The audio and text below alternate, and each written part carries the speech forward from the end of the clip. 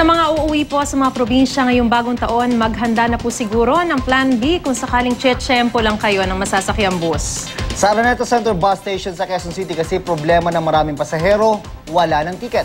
Mayulot on the spot si Victoria Tulad. Victoria? John Maris, kumpara kahapon, mas kaunti daw ang inaasahan na bilang ng mga pasahero dito sa Araneta Center Bus Station. Sa kabila nito, may ilan pa rin namang problema sa kung paano sila makakauwi sa kani-kanilang probinsya dahil nagkakaubusan pa rin nga ng mga tiket. 2 araw nang nagbabaka sakali na makabili ng bus ticket papuntang Bicol, si Daryl Notario. Nagbakasyon lang daw sila sa Maynila noong nakaraang linggo, pero dahil naging abala ay hindi nakapagpa-reserve ng ticket. Hanggapan ba kami? Kaso ubusan na eh.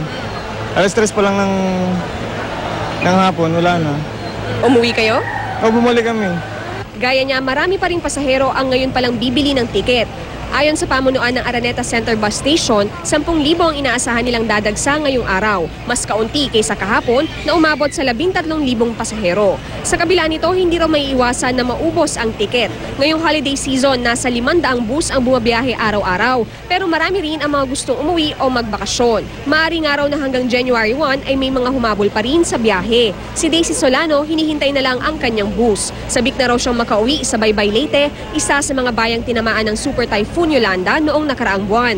Laking pasasalamat na lang daw nila na bubong lang ang nasira sa kanilang bahay. Naharang kasi ng mga bundok ang malakas na hanging dala ng bagyo. Dahil ngayon lang niya makikita ang anak at mister, may pasalubong daw siya mga damit at pang medyanoche. Ang kalamidad dating sa buhay natin mga pagsubok sa Panginoon Diyos, di ba? Natural yung sa buhay nating tao. Kung pagbuot sa Panginoon Diyos, wala tayong magagawa.